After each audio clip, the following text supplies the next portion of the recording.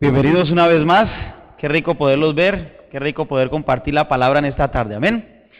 Yo les invito para que vayamos a una tarea que teníamos para hoy. Santiago capítulo 3, versículo 13. La semana pasada iniciamos un tema que tiene que ver con los fundamentos y los principios del reino de Dios, amén. Nosotros hablamos muchísimo acerca del reino de Dios, pero debemos entender que, como el Señor Jesucristo nos enseñó, el reino de Dios ya está entre nosotros, pero deben y existen principios y fundamentos de ese reino que nosotros debemos vivir y que debemos fortalecer, ¿correcto? Entonces, para eso empezamos a hablar de que uno de los principios del reino de Dios es la sabiduría. Y Dios pide y demanda de nosotros que seamos sabios en nuestras decisiones, ¿correcto? El Señor dijo por medio del apóstol Santiago que si alguien carece de sabiduría, la pida en abundancia, que Él la dará sin reproche, ¿sí? Dios no se va a poner a juzgarnos si nosotros le pedimos sabiduría. Dios lo único que quiere es que sus hijos actúen con cordura y conforme a sus principios, sus leyes y sus mandamientos. Entonces, quedamos en dos clases de sabiduría. Una que es la sabiduría que proviene de Dios y otra que es la sabiduría que proviene del mundo, del hombre. Y el apóstol Santiago en Santiago 3, en el versículo 13, nos hace una pregunta y vamos a iniciar a partir de ahí en esta tarde. Dice, ¿quién es sabio y entendido entre ustedes?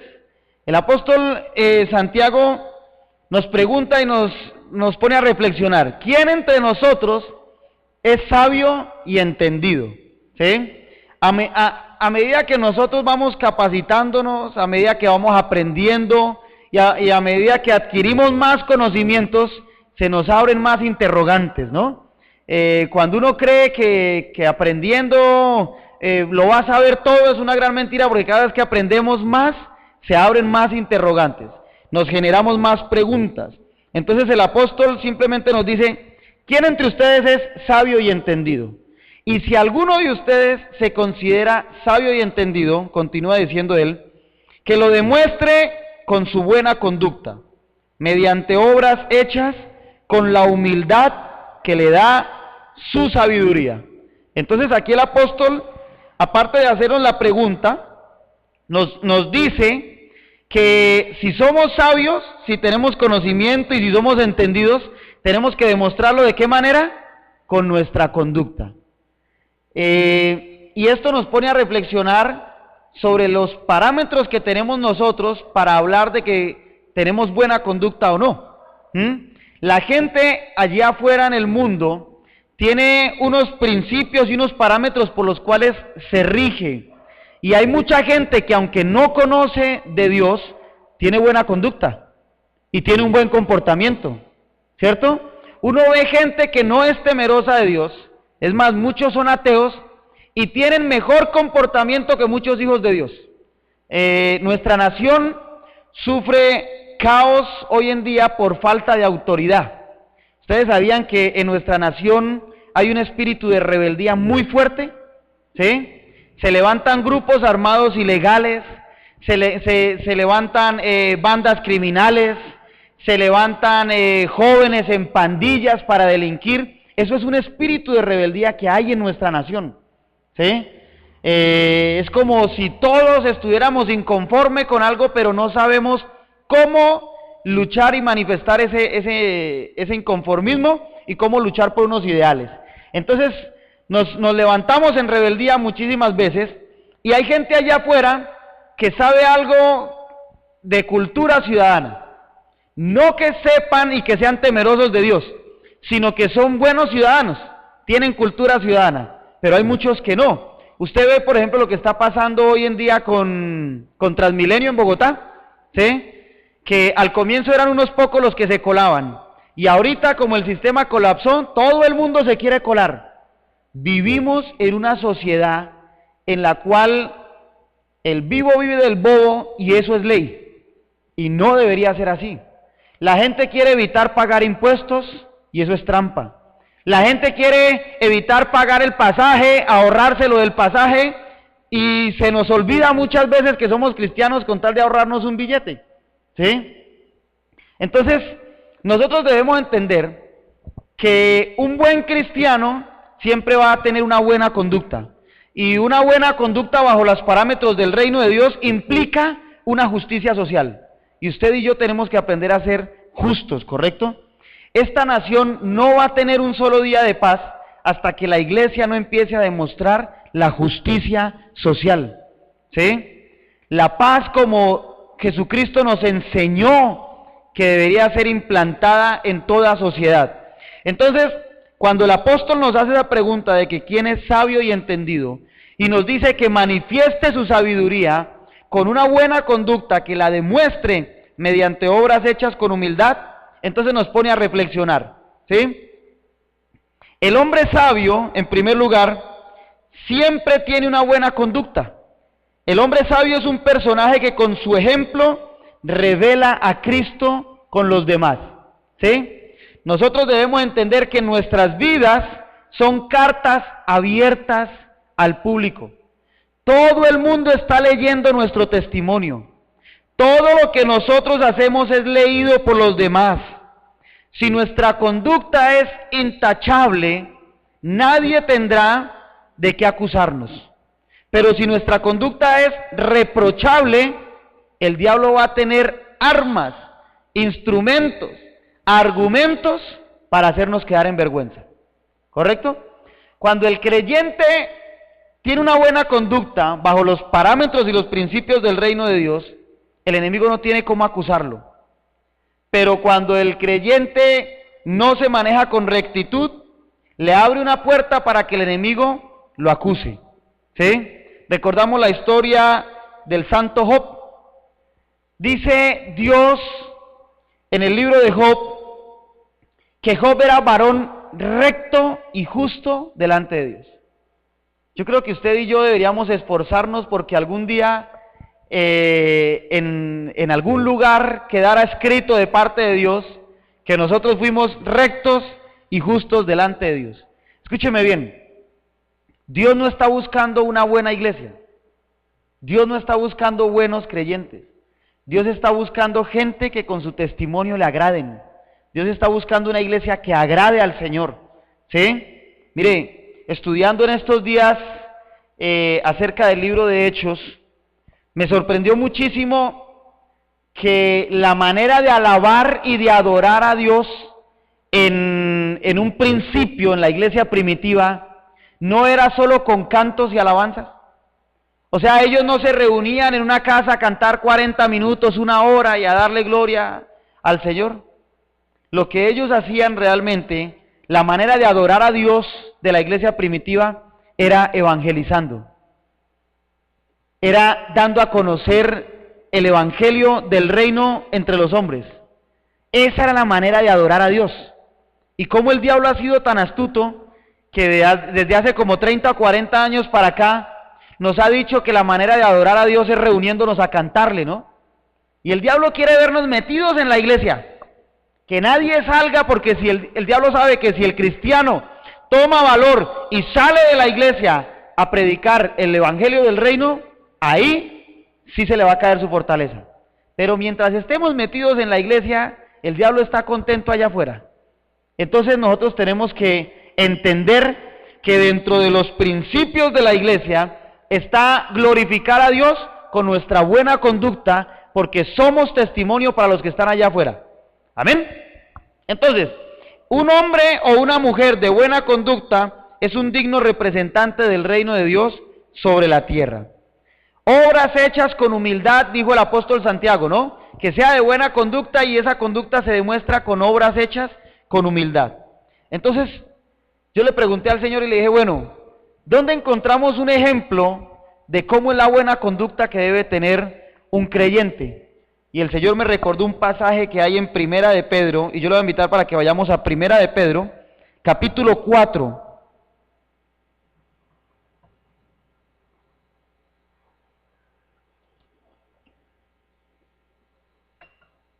Primera de Pedro 4, del 1 al 11, dice: por tanto, ya que Cristo sufrió en el cuerpo, asuman también ustedes la misma actitud. Porque el que ha sufrido en el cuerpo ha roto con el pecado, para vivir el resto de su vida terrenal, no satisfaciendo sus pasiones humanas, sino cumpliendo la voluntad de Dios. Pues ya basta con el tiempo que han desperdiciado haciendo lo que agrada a los incrédulos, entregados al desenfreno, a las pasiones, a las borracheras, a las orgías, a las parrandas y a las idolatrías abominables. A ellos les parece extraño que ustedes ya no corran con ellos en ese mismo desbordamiento de inmoralidad y por eso los insultan. Pero ellos tendrán que rendirle cuentas a aquel que está preparado para juzgar a los vivos y a los muertos. Por esto también se les predicó el evangelio aún a los muertos, para que a pesar de haber sido juzgados según criterios humanos en lo que atañe al cuerpo, vivan conforme a Dios en lo que atañe al espíritu. Ya se acerca el fin de todas las cosas. Así que para orar bien, manténganse sobrios y con la mente despejada. Sobre todo, ámense los unos a los otros profundamente, porque el amor cubre multitud de pecados. Practiquen la hospitalidad entre ustedes sin quejarse. Cada uno ponga al servicio de los demás el don que haya recibido, administrando fielmente la gracia de Dios en sus diversas formas. El que habla, hágalo como quien expresa las palabras mismas de Dios. El que presta algún servicio, hágalo como quien tiene el poder de Dios. Así Dios será en todo alabado por medio de Jesucristo, a quien sea la gloria y el poder por los siglos de los siglos. Amén. Amén. El apóstol Pedro nos muestra algunas cualidades y características de un creyente que se maneja en buena conducta, ¿sí? De un creyente que se esfuerza por dar un buen testimonio. Pero hay algo que me llama la atención acá, y es que la actitud del creyente que ha decidido de manera incondicional ser un buen discípulo de Jesús es precisamente eso. Toma la actitud de nuestro Señor Jesucristo. Se rige bajo los parámetros y la conducta de Jesús. ¿Qué sucede con la gente allá afuera? Afuera hay gente que es muy buena gente, vecinos que no pelean con nadie, gente que se comporta muy bien con todo el mundo en todo lugar, pero no son buenos creyentes o no son creyentes, ¿sí? El apóstol Pedro nos está diciendo que la manera real de tener una buena conducta es cuando miramos el ejemplo de Jesús. Él dice, ya que Cristo sufrió en el cuerpo, asuman también ustedes la misma actitud, porque el que ha sufrido en el cuerpo ha roto con el pecado. Aquí el apóstol Pedro nos dice dos cosas. Primero, que tenemos que, para tener una buena conducta como cristianos, asumir la actitud de Jesús, ¿sí? Y en segundo lugar, nos muestra que el que ha sufrido en el cuerpo, conforme a la actitud de Jesús, ha roto con el pecado. ¿Por qué mucha gente le cuesta ser un buen creyente? Porque no ha mirado a Jesús. Se ha esforzado en sus propias fuerzas, ¿sí?, de ser un buen creyente, una buena persona, pero no ha visto la actitud de Jesús. Y aquí nosotros tenemos que ver, por ejemplo, yo me acordé de San Ignacio de Loyola. ¿Ustedes se acuerdan quién fue San Ignacio de Loyola? Un premio para el que me acuerde quién fue San Ignacio de Loyola.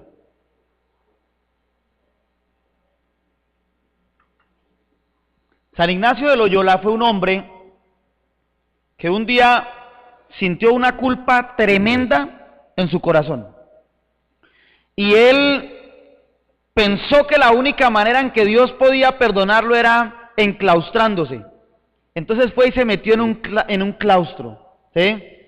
Y estando en ese claustro, sus malos pensamientos todavía lo perseguían.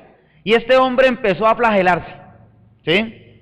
Pilas, porque así surgen muchas sectas y mucha falsa doctrina. Entonces, San Ignacio de Loyola, después de darse tanto garrote, logró vincular a un poco de adeptos a su pensamiento de que tenían que trabajar para el Papa de aquella época, ¿sí?, y hacer el trabajo sucio de la Iglesia. La Iglesia Católica al principio no quiso aceptarlos por su manera de pensar, porque no admitían, ellos pensaban que con el castigo del cuerpo Dios los iba a perdonar, ¿sí? Entonces, San Ignacio de Loyola fundó una orden que es muy conocida, yo sé que muchos han escuchado hablar de los jesuitas. San Ignacio de Loyola es el fundador de los jesuitas, y los jesuitas son el ejército de Roma hoy en día. O sea, el Papa de aquella época se dio cuenta y dijo, venga, ¿esto les gusta darse duro? Pues venga, los ponemos a que pongan el pecho allá afuera, ¿sí? Y pusieron a San Ignacio de Loyola y le dijeron, listo, mijo, usted encárguese de formar gente que se meta entre los judíos, que se meta entre los musulmanes, pero que se meta también entre los protestantes y sáquelos de allá. Los jesuitas nos llaman a nosotros hoy en día, ¿usted sabe cómo nos dicen a nosotros los cristianos, la iglesia hoy en día? Gracias al Señor Francisco I, nos llaman los hermanos apartados. Y pilas con ese término, porque lo que ellos quieren hacer es voltear la torta. Los católicos hasta hace 5 años se decían católicos, no cristianos, escúcheme bien. Cuando entró Francisco I empezó a decir que ellos eran los cristianos y no nosotros, que nosotros éramos los hermanos apartados, y ninguno apartados porque nosotros somos los que tenemos la verdad y el conocimiento. Pero él está diciendo que tiene que haber una unión entre los evangélicos y los católicos, para que ellos puedan hacer volver a los hermanos que se han apartado a la iglesia católica. Pilas con eso, porque usted va a encontrarse con que mucho católico y mucho cura se le va a acercar como una ovejita a persuadirlo de que usted vuelva a la iglesia católica, ¿sí? ¿Qué es lo que sucede? Esa no es la manera de vivir el evangelio en el cuerpo. O sea, no como San Ignacio de Loyola, no queriendo trabajar en nuestras fuerzas. Hay un evangelio que es intelectual y hay un evangelio que es práctico. El evangelio intelectual es el de aquel que coge la Biblia y la lee todos los días, pero no la pone en práctica, ¿sí? Hay mucho creyente cabezón, con mucho conocimiento, pero sin nada de práctica. Entonces lo que el Señor quiere que nosotros hagamos, lo que Pedro nos dice, es que nosotros debemos tomar el ejemplo de Jesús. Y el ejemplo de Jesús, ¿cuál fue? Resistir la tentación.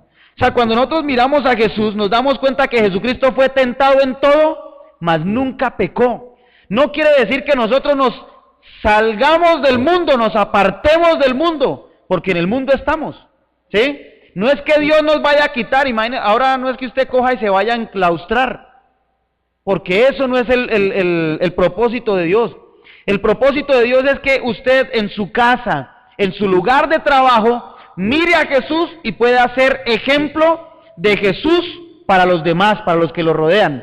Cuando venga la tentación, acuérdese lo que Jesucristo hizo.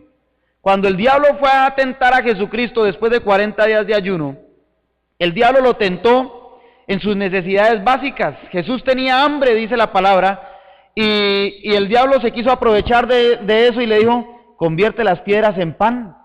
Y él dijo, no, Señor, yo no voy a hacer la voluntad suya, ni voy a hacer la voluntad de mi cuerpo, voy a hacer la voluntad del Padre. Y ahí viene el segundo punto, mis amados. El versículo 2 dice, para vivir el resto de su vida terrenal, no satisfaciendo sus pasiones humanas, sino cumpliendo la voluntad de Dios. ¿Cómo podremos nosotros alcanzar una buena conducta delante de Dios? ¿Sí?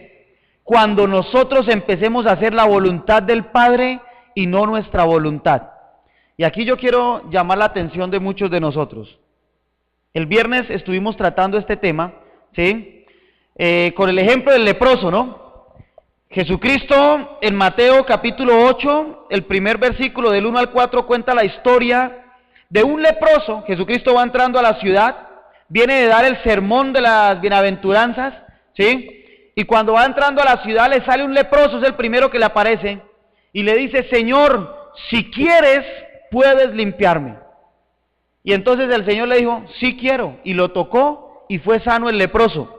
¿Qué es lo que nos muestra esta imagen del leproso? Nos muestra que el leproso no le dijo, Señor, hijo de David, sáname. Es la actitud en la que muchos vienen a la iglesia muchas veces. Dios, estoy enfermo, sáname. Tú tienes que sanarme. Dios, estoy en una necesidad económica, ayúdame.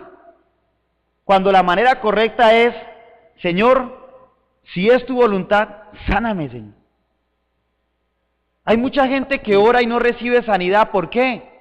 Porque la voluntad del Padre es que aprendamos en medio de las pruebas. No es que yo vaya a hacer una apologética ahora al dolor y a la enfermedad como estilo de vida, no. Lo que estoy diciendo es que muchas personas son sanadas de una manera milagrosa, pero otras tienen que pasar por un proceso. Ir al médico, que lo receten, que lo trate el médico, ¿sí? Porque la voluntad de Dios Padre no es en ese momento y con esa persona sanarlo de una manera milagrosa. Todos tenemos que vivir un proceso. El apóstol Pedro dijo que nosotros, si aprendemos a vivir como Jesús, negándonos a los placeres que la carne nos pide, a lo que el cuerpo nos exige, ¿sí? Mire que en el versículo 2 el apóstol Pedro dice, para vivir el resto de su vida terrenal. Nos habla de un antes y un después. Está como haciendo similitud a lo que el apóstol Pablo dijo, ¿no? Nuevas criaturas somos. Las cosas viejas pasaron, he aquí todas son hechas nuevas. Cuando usted se arrepiente sinceramente y cuando todos nosotros llegamos a ser parte de la familia de Dios, hay un pasado, pero hay un futuro también y hay un presente, ¿sí? El apóstol Pedro nos dice, para vivir el resto.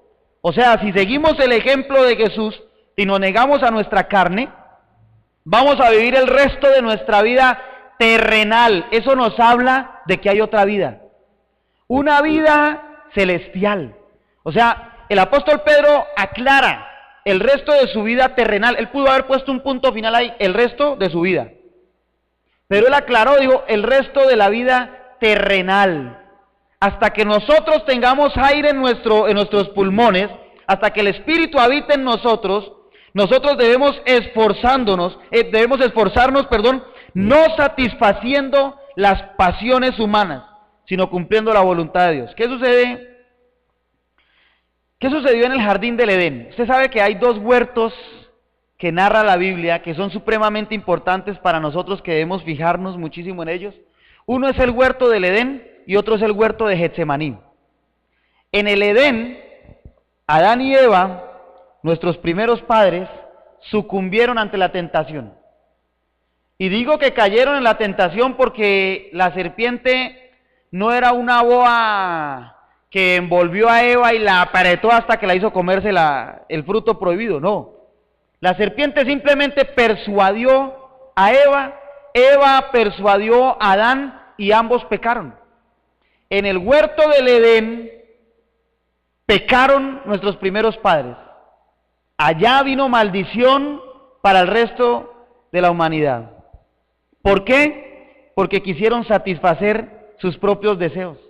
Cayeron ante la trampa de Satanás, en la cual les dijo, si ustedes prueban de eso van a ser como Dios, van a ser dioses, ¿sí? Pero en el huerto en Getsemaní nos encontramos con otra imagen, y es la de Jesús doblegado, sudando gotas de sangre y agua en medio del dolor más profundo, porque Jesús tenía revelación de cómo iba a ser su muerte, cuál trágica iba a ser su muerte, y eso en la carne. Imagínese usted que usted supiera cómo se va a morir. Ay. En la carne trae tortura para cualquier ser humano, ¿cierto? Pero Jesucristo fue y oró en el huerto de Getsemaní y le dijo, Padre, por mí pasa esta copa, Señor, o sea, que no tenga que beber la copa de tu ira, pero Señor, que no se haga mi voluntad, que se haga tu voluntad.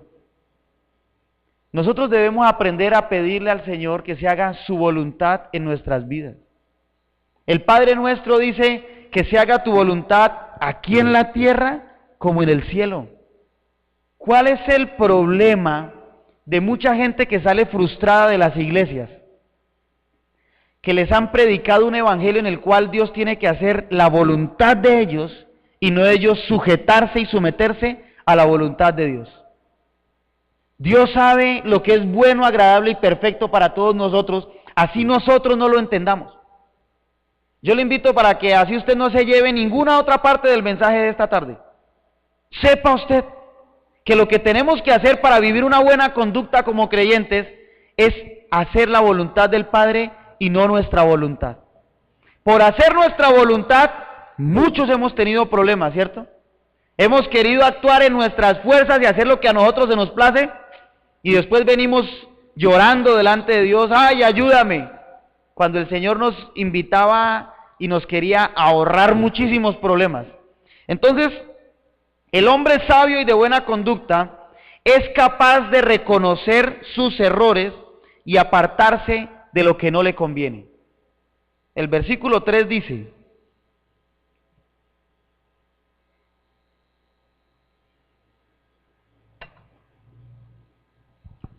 pues ya basta con el tiempo que han desperdiciado haciendo lo que agrada a los incrédulos, entregados al desenfreno, a las pasiones, a las borracheras, a las orgías, a las parrandas y a las idolatrías abominables.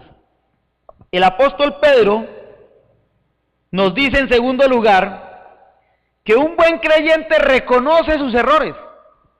Él nos jala las orejas, nos pega un tirón de orejas a toda la iglesia. Nos dice: basta ya de perder el tiempo complaciendo a los demás. Ustedes ya han perdido muchísimo tiempo haciendo lo que agrada a los incrédulos. Basta ya de perder el tiempo. Usted sabe que la mayoría de nuestras relaciones de amistad las entablamos con gente a la que solo le aparentamos un estatus económico o un estado de satisfacción. Yo sé que usted se encuentra con mucha gente y se saluda, ¿no? Nosotros tenemos una maña horrible como latinos y es preguntar: ¿cómo está? Uno saluda a la persona y le dice: ¿qué hermano? ¿Cómo vamos? ¿Cómo está? ¿Sí? Y nadie va a decir: ay, llevado el berraco, ¿no? Todo el mundo dice: bien, bien, bendecido, super, hiper, mega bendecido. Nadie reconoce muchas veces su condición de estar de pronto enfermo, de estar atravesando alguna situación difícil. La mayoría de nuestras relaciones las entablamos con la gente y vivimos de apariencias. En estos días me enviaron una frase que yo la tomé, no tengo ni idea de quién será, pero se las voy a leer. Dice: hemos construido un sistema que nos persuade a gastar el dinero que no tenemos en cosas que no necesitamos para crear impresiones que no duran en personas que no nos importan. O sea, el ser humano vive para aparentar. En medio del capitalismo, en medio del sistema económico en el que nosotros estamos, ¿sí? A todo el mundo le gusta aparentar. A todo el mundo le gusta tener algo para chicanearle al vecino, cuando usted no sabía que a la mayoría de la gente no le interesa en lo más mínimo lo que usted compra o lo que dejó de comprar. ¿Sí? Hay gente que todo lo que adquiere, lo adquiere por aparentar delante de los demás y aún valiéndose de dinero que no tiene y no sabe cómo va a pagar. El apóstol Pedro nos está diciendo: basta ya de estar haciendo lo que agrada a los incrédulos. ¿Cuántos de nosotros vivimos mucho tiempo por agradar a los demás?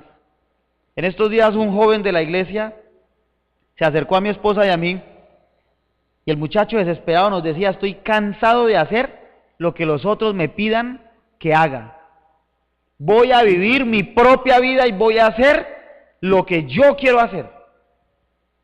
¿Cuántas veces nosotros les imponemos a nuestros hijos lo que tienen que estudiar? Parece que una persona no vale si no va a la universidad.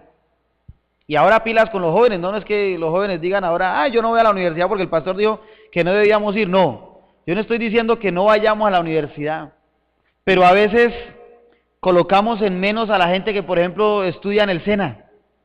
Desmeritamos a mucha gente que estudia en otras instituciones que no son universidades, ¿sí? Porque el mundo nos ha enseñado que si usted no es profesional, entonces vale menos que el profesional. ¿Sí? Y esto no es así. Nosotros tenemos que aprender a caminar no por lo que vemos, y aprender a conocer a la gente por lo que es en su esencia, no por lo que aparentan ser. ¿Saben ustedes que nosotros tenemos muchos una crisis en la amistad? Si usted pudiera hacer cuentas de sus amigos sinceros con los cuales usted les puede contar de sus momentos difíciles, ¿cuántos serían realmente las personas a las cuales usted les podría contar? Usted sabe que muchas veces tenemos problemas económicos que a nadie le podemos contar. O sea, que no hay ni uno que uno le pueda contar. Hay una estadística que dice que usted no debería contarle sus problemas a nadie, porque al 20% de las personas que usted les cuenta sus problemas se van a burlar de usted internamente. Y el 80% de esas personas de las cuales usted les cuenta sus problemas, ¿sí?, ni les importa sus problemas. O sea, tienen tantos problemas que no les interesan sus problemas. Entonces, en definitiva, nosotros no deberíamos contarle nuestros problemas sino a Dios, arreglar los problemas con Dios. Pero la Biblia dice que el que encuentra un amigo encuentra más que un hermano. ¿Usted tiene realmente un amigo, un tipo que usted le pueda confiar sus problemas? Tristemente, la mayoría de gente que le hemos hecho esa pregunta nos dicen no. No hay alguien a quien yo le pueda confiar realmente mis problemas, que yo le pueda contar y que de pronto me pueda apoyar en algún momento. ¿Sí? Eso nos deja ver que nuestras relaciones casi siempre son superficiales. O sea, son por apariencia. Y muchas veces las personas a las cuales nosotros les contamos nuestros problemas no son ni siquiera creyentes, son inconversos. Y ahí es donde el apóstol Pedro dice, basta ya de andar en esas amistades desperdiciando el tiempo haciendo lo que agrada a los incrédulos. Y dice el apóstol que nosotros debemos tener cuidado con eso, porque muchas de las cosas que nosotros hacemos por agradar a los demás nos llevan a negar a Jesús, ¿sí? Y yo le tengo una mala noticia a los que les gusta aparentar, póngale cuidado. Usted siendo creyente una vez que usted ha conocido de Cristo, ¿sí?, por más que quiera aparentar parecer a los del mundo no va a poder. ¿Oyó? ¿Qué le pasó al apóstol Pedro cuando negó a Jesús? Jesucristo le dijo, Pedro, antes de que cante el gallo me vas a negar 3 veces. Y Pedro dijo, no, ¿cómo se te ocurre? Yo sería capaz de dar la vida por ti. Pues resulta que esa misma noche lo negó. Y cuando lo estaba negando, una mujer se le acercó y dijo, sí, tú eres de esos. Y Pedro dijo, yo no soy de esos. Tú hablas igual que ellos. A nosotros nos van a reconocer siempre por la manera de hablar, por la manera en que usted se expresa, por muchas formas en lo que nosotros hacemos. Yo le decía a los jóvenes hoy, esta mañana, que por más que ellos quieran aparentar delante de sus amigos, siempre se les va a salir el evangélico por algún lado, ¿cierto? Entonces nosotros, ¿qué sacamos con aparentar a los demás lo que no somos? Ahorita vienen las fiestas del Socorro, ¿sí? Y en las fiestas del Socorro yo les invito a que no participen. O sea, habrán muchos que digan, ay, pero las fiestas del pueblo, mire que es que la cabalgata y la exposición ganadera y no sé qué más cosas. ¿Usted sabe a quién están consagradas esas fiestas? ¿Sí?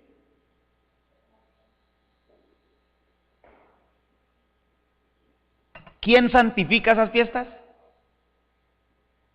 ¿Quién es el que bendice esas fiestas? Todo lo que usted va a comprar está consagrado ¿a quién? Cuando los apóstoles nos dieron una lección a nosotros. Si ustedes son conscientes de que algo ha sido consagrado a los ídolos, absténganse de comerlo. Absténganse de participar en ellos, ¿sí? Las fiestas del Socorro están consagradas pues a la patrona del Socorro, a la Virgencita del Socorro. Entonces cuando nosotros salimos a parrandear y a bailar y a comer y a degustar, ¿a quién estamos agradando? ¿A Dios o a la patrona del Socorro? ¿Sí? ¿Usted ha ido a las fiestas de los pueblos? ¿A quién están consagradas las fiestas de los pueblos? Al patrono del pueblo. Si fueran fiestas cristianas, no las haríamos de esa manera, escúcheme bien. No se celebrarían de esa manera, ¿sí? Porque es más, la Biblia no habla de fiestas paganas en honor a Jehová, ni a Jesucristo, ¿sí? Por muy bien que las quieran maquillar, nosotros tenemos que abstenernos de participar de esas fiestas. Como dijeron los apóstoles, eso queda a la conciencia de cada uno de nosotros si participamos o no participamos, ¿sí? Pero si por cuestión de conciencia algo le dice a usted que no participe de eso, absténgase de participar, porque ya sabe usted a quién están consagradas. Entonces, el apóstol Pedro nos dice, en cuarto lugar, en el versículo 4 dice, a ellos les parece extraño que ustedes ya no corran con ellos en ese mismo desbordamiento de inmoralidad y por eso los insultan. Pero ellos tendrán que rendirle cuentas a aquel que está preparado para juzgar a los vivos y a los muertos. ¿Qué sucede cuando nosotros le decimos a los amigos del mundo, no, ¿sabe qué? Es que yo no voy a esa fiesta, hermano, porque es que eso va contra mis principios. Ya se volvió amargado, ahora el santurrón, ¿cierto? No va.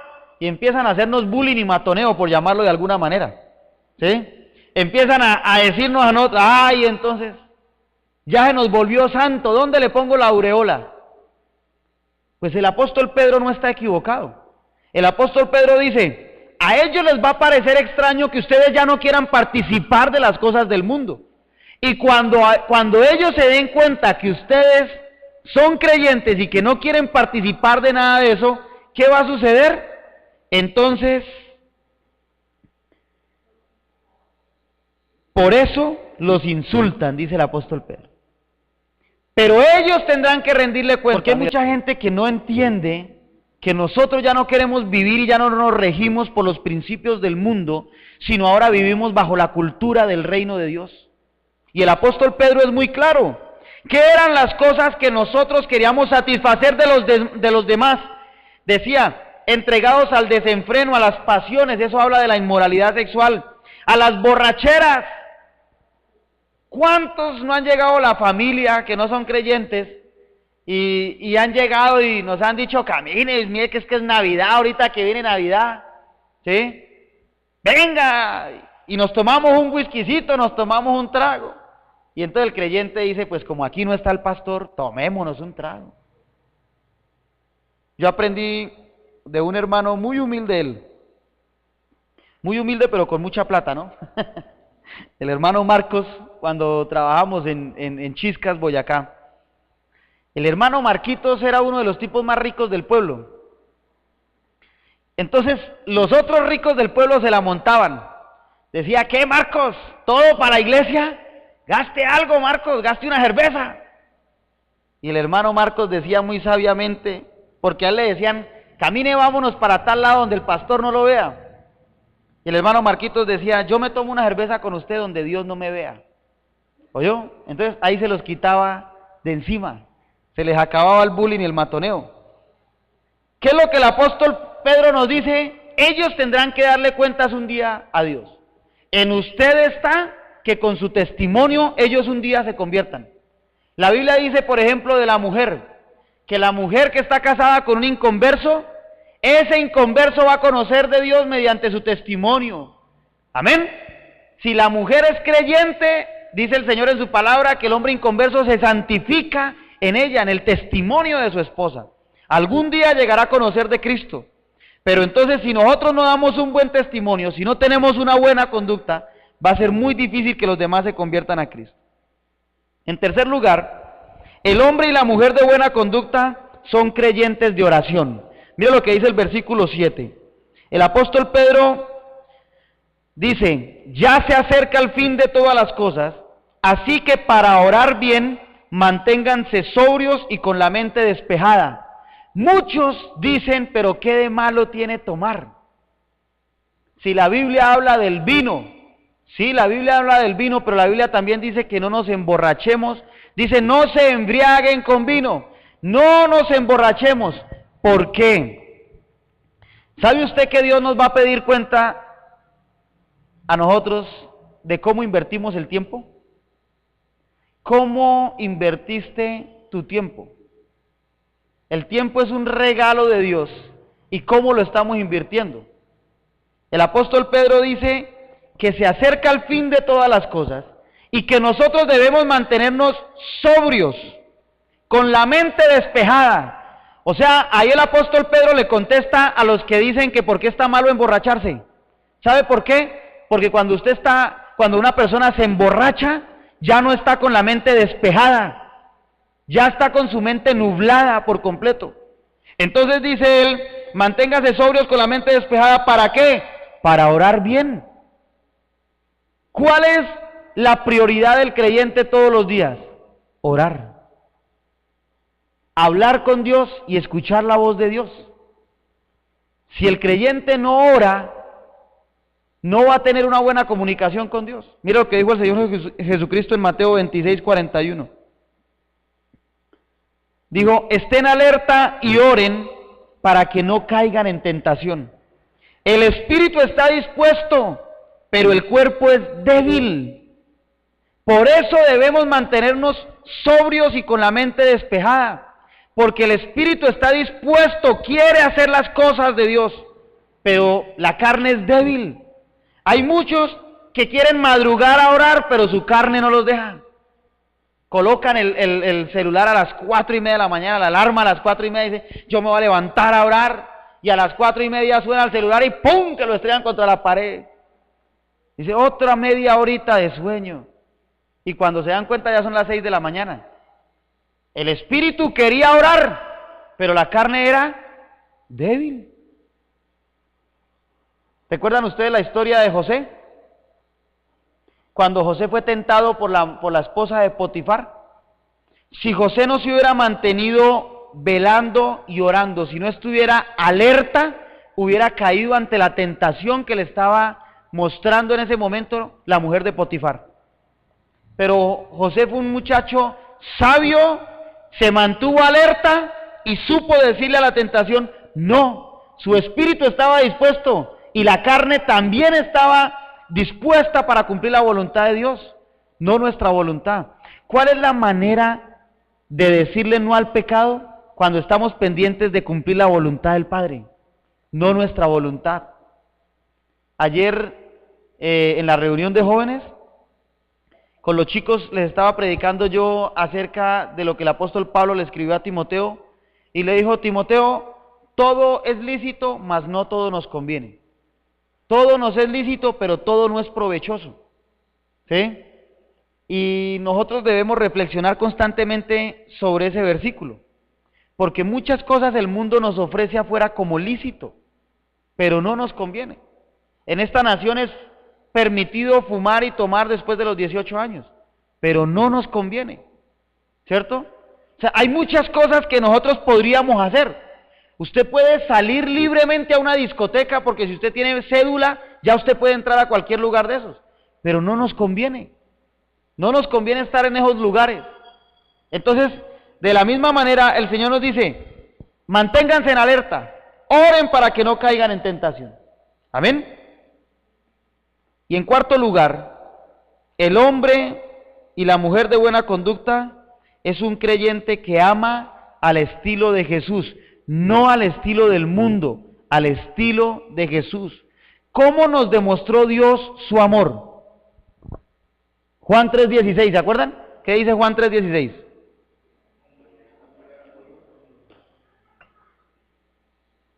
Dios amó al mundo de una manera tan grande que entregó a Jesucristo por amor a nosotros, ¿sí? Para que todo aquel que en Él cree no se pierda, mas tenga vida eterna. Amar al estilo de Jesús. Dice el versículo 8. Sobre todo, primera de Pedro, ¿no? 4:8. Sobre todo, ámense los unos a los otros profundamente, porque el amor cubre multitud de pecados. El amor cubre multitud de pecados. No es que el amor sea alcahueta, escúcheme bien, ¿sí? amar al estilo de Jesús. Solo quien ama sinceramente es capaz de perdonar. Solo la persona que ama sinceramente es capaz de perdonar y de no difundir el mal que otros le han hecho. ¿Cuál es el problema con mucha gente? Que cuando alguien les ha hecho un daño, antes de perdonar y antes de pensar en perdonar, van y difunden su problema y su pecado con todo el mundo. Por ejemplo, Jesús no gritó a los 4 vientos la traición de Pedro, ¿cierto? Jesús cargando la cruz no dijo: a ese vendido del Pedro, crucifíquenlo también. Jesús no se puso a gritar la traición de Judas. ¿Recuerdan ustedes cómo confrontó Jesús a Judas? Cuando Judas lo vendió, dice que venía la guardia y venía Judas junto con la guardia. Y cuando Judas se acercó y le dio el beso en la mejilla a Jesús, Jesús no dijo: ay muchachos, ¿se acuerdan lo que les dije? Este era el sapo. No. Jesús simplemente le dijo: con un beso vendes al Hijo de Dios. Entonces, Jesucristo no se puso a ventilar a los 4 vientos el pecado ni de Judas ni de Pedro. ¿Qué sucede con muchas personas? En el caso, por ejemplo, cuando hay una infidelidad en el hogar y cuando no hay sabiduría, las mujeres salen a buscar a sus amigas, ¿no? A las comadres. Comadre, mire que el sinvergüenza ese me fue infiel. Me puso los cachos con fulana de tal. Y la comadre por dentro siente un fresco y dice: y eso le pasa. Y la comadre va y ventila lo que le pasó a la casa de ese fulano. El Señor nos enseña en su palabra que si nosotros amamos como Jesús amó, tenemos que perdonar y no andar ventilando las cosas. ¿Recuerdan ustedes que en Mateo capítulo 6, el Señor nos habla acerca del perdón en el Padre Nuestro? Y hay una cláusula, una condición ahí. Dice: y perdona nuestras ofensas así como nosotros hemos perdonado a los que nos han ofendido. Cuando usted y yo en nuestra debilidad le fallamos a Dios, pero rápido corremos y nos arrodillamos y le pedimos perdón a Dios, Dios nos cubre ese pecado y hace de cuenta, Dios no es que sea amnésico, pero Dios dice que Él coge los pecados y los echa al fondo del mar. ¿Sabe qué significa eso? Que cuando un día comparezcamos delante del trono de Dios, Dios no va a utilizar tus pecados en contra tuya. Eso es lo que significa cubrir multitud de pecados. Nosotros debemos entender que como hijos de Dios tenemos el gran privilegio de que Jesucristo es nuestro abogado. Usted no va a tener que pronunciar palabra ya, porque Jesús se va a parar y va a decir: hey Padre, yo vengo en representación de ese, y el Padre va a decir: muy bien. Pero al que no esté con el Hijo, se va a querer defender solo, y por la palabra será juzgado. La palabra lo va a confrontar. Usted sabía que está mal mentir, ¿por qué mintió? La palabra los va a juzgar. A nosotros Jesucristo nos va a defender. Él es nuestro abogado. Satanás es el acusador, pero Jesucristo es nuestro abogado.